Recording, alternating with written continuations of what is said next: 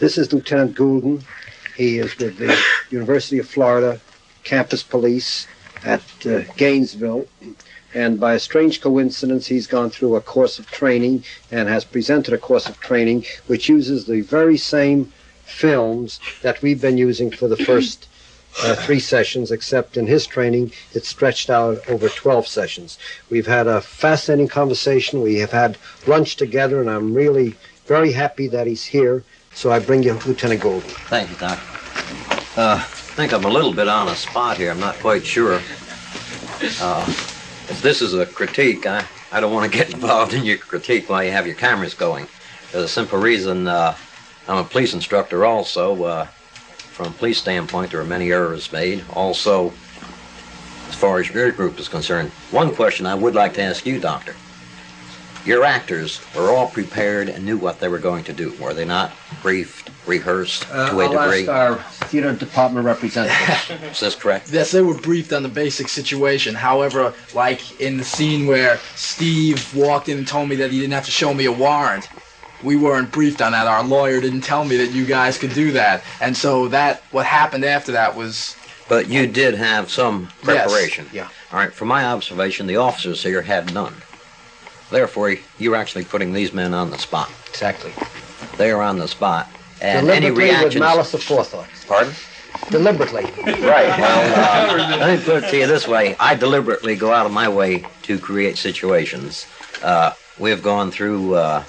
we started about 2 years ago in this type of training. And we've done it on an individual basis, and now we're doing it on a group basis. And one thing I can tell you honestly, this is the best type of training you can get in police work. It is brand new. Very few departments are doing it. We went through in October of 1970 through this emotional control series through the 3 films. It takes 12 hours, and we finished that, and then we had, perhaps you remember last April, we had the worst riots down in Gainesville we ever had, about 8,500 of them. And we had 2 men outside, and there were talk that Jack over there mentioned about when you put on a uniform. Well, you're a policeman all the time. I'm a policeman all the time. I don't wear a uniform. I think I have one home if it still fits me. So, I mean, I feel the same whether I'm in uniform or out of uniform. But we conditioned these people so that they could take this verbal abuse, so they would expect it. And let's say we had about 8,500 there. 2 men stood there chewing gum, just as if it was going in one ear and right out the other. Didn't faze them in the least. Matter of fact, the dean of men could not get through the crowd and was observing it across the street, and afterwards he came up to me and told me, he said, these men should really be commended for the outstanding job they did. And they were. I put it in writing to the chief. They did an outstanding job. But there are so many variables you never know. 3 years ago, we had 2,500 of them were going to burn down the ROTC building. There were 20 officers on duty. Well, so many to each corner. And I happened to end up at the northwest corner where they came, and I had a sergeant and 2 men behind me. And our orders were let them burn the building. What can 20 do against it? But talk them out of it if you can. Fortunately, we talked them out of it. Nobody even got past me to the sergeant and the men. I think your officers need a little more briefing on what's going to happen. I don't feel I'm here to observe. I'm learning myself. I learn every day. What we are doing right now, we are working in a group basis. You were operating, police officers were operating as a group on many situations which would have been better if it was handled individually. You're going to get a series of one-to-one confrontations. Yeah, a series. Gradually bringing it onto them. We're working into it. And but this type of training, we do know. When I say we, referring to the administrators at the University of Florida, my boss, Chief Schuler, myself in training, because it's my full-time job. All I do is think up gimmicks. Last night before I came up here, I pulled a surprise alert. Crowd and riot control, we're going into a new team concept, confrontation management. We had an alert last night no one knew about, right at the last minute. And these people are operating, they are responding, so when the real thing comes, they won't have to think how to act. We don't want it to be automatic, but as far as keeping their cool, it'll be nothing new to them. So you're being presented now with situations where sometime, if they happen in the future, It'll go through your brain in a fraction of a second, and you'll say, well, I remember when this happened and how we goofed up. Not going to let it happen this time. I mean, you just can't beat it. The trend in police training is for this type of an approach. There's absolutely no question to it. We have a 200-hour program over and above statutory requirements here in the state, which I'm trying to get funded right at the present time, and it deals right with all the psychological and sociological aspects, community relations aspects of law enforcement. This is where the emphasis must be placed today, and in the future, more so. I mean, the trend definitely does point this way. Anybody have any questions? Anybody had any questions? Lieutenant, would you tell them how you conduct your training with the officers who claim they can take any amount of verbal abuse? Well, I don't do that anymore. You're getting Well, I did. more careful?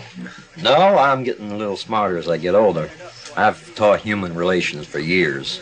Now we use the film modules of the series you have seen. All right. What I would do in human relations, we would describe a riotous type situation. And could I ask all of you officers here, as far as verbal abuse, Jack, can you take verbal abuse? I feel like I can. In uniform, as a police officer, from the time you were a kid, we told you sticks and stones will break your bones, names will never hurt you. You can take it. I feel like I can. How about you, Ron? You think? I guess we can all say we can. Yeah, I say Except Ron has been very honest with us. He said that verbal abuse really bothers him. It causes all this internal combustion. It will bother you. It'll put a knot in your stomach. But at the same time, as a good police officer, you realize that they aren't directing it specifically at you. They may be giving this verbal abuse, one, to effect an arrest, so that they can get publicity which they could not purchase. That could be one reason. They could be doing this verbal abuse just so you'd plain blow your cool. There are many reasons why they use verbal abuse. And most police officers will say, yes, I can do it. So what I do in the classroom, I'll take the largest officer in there.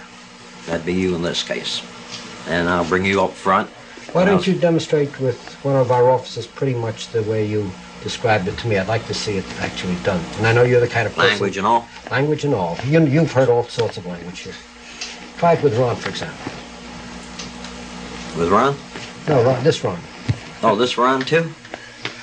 All right, Ron. Come up here to the front of the room if you will.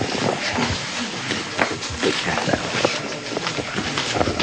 Stand up on the platform. I want the class to be able to see. Right over here. You pick your feet down. All right. You're a police officer in the state of Florida, right? Yes, I am. What jurisdiction do you have working for the state of Florida for the university system? I have the arrest powers of a regular city police on the FSU campus. Right. Also on any other property under control of the Board of Regents, is this not right? Yes. Right. I'm a police officer at the University of Florida. Therefore, I also have authority under any property which is under control of the Board of Regents. Is this correct? Would you repeat that, sir? I say, as a police officer at the University of Florida, I also have authority on any property under the control of the Board of Regents. Would this be correct? I don't know. Well, maybe you don't know. I'll tell you that it is. If you came to Gainesville, you would have as much authority on the University of Florida campus as you do here. If you came down to assist us at a ball game, you would just have exactly the same amount of authority. Oh, I see your point now. So we understand this. In other words, I have just as much authority here as what you do, except I don't see any stripes on your sleeve, and I am a lieutenant. Why don't you All show right. him, Lieutenant? Pardon? Show him. He may think this is part of the role play. Just to keep the record straight. Brand new shiny. We just went to a new batch. Here are your shoes, too. All right. As a lieutenant, when I address you, I'd appreciate it if you'd stand at attention. Now, I don't know who in the hell you think you are standing around here looking at me like that, but you're a sorry-ass excuse for a police officer. Anybody ever tell you that? No, sir. Well, you must have crawled out from underneath a rock or something. I mean, I've seen some dirty people in my life, but you're about the dirtiest, blackest, ugliest person I've ever seen. I don't know how in the hell they ever hired you. Come on now, stand at attention there. You think you had it rough in service. I don't know what we're going to do with you out here. Your shoes needs to be shined. I guess you get that hair trimmed a little bit, you might look like a police officer. Clean tie and so on. Okay, make yourself at ease. Trying to sell a point, again, it's hard to do on stage in here. The object is, I will take a person, and I guess the reason the doctor asked you to come up here, Ron, is because you're black and I'm white.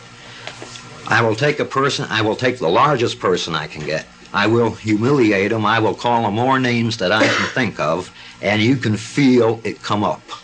In looking at you, I could feel it come up to a degree. It didn't come up too far because you didn't know just what I was doing. I didn't know I was going to be doing this up here today neither. But the point is, we will do this in the classroom, and a person that will say they can take it, we can bring them up to a boiling point where I have felt I was going to be clobbered on more than one occasion and then would ease off in time. And the thing is, you can do this with any individual on a one-to-one. When you say one-to-one confrontation, this does get more to you than a crowd.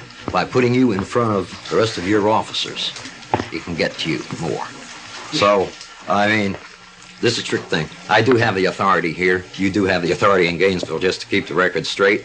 There's certainly no offense meant. We're just putting out a little demonstration on what you can do in a classroom. So, in other words, what you are saying is that if my chief, Tanner, had stood there where you were and snapped me to attention and drove me up, he would probably be the only person that could really, bring it up to that point.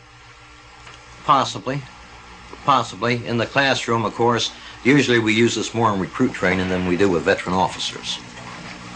We use it in recruit training because almost every police officer, they'll say, yes, I can take all the verbal abuse you can throw at me. I'll guarantee you it's tough to do. You can condition yourself and you can be conditioned to accept anything if you're willing to be responsive. I'd like to thank Lieutenant Golden, and I'd like to thank you all for going through with us on a very, very difficult training session. So until next week, think over, if you will, some of the difficulties we've had here and see what happens next time. Thanks again very much, Lieutenant Golden. Thanks for coming.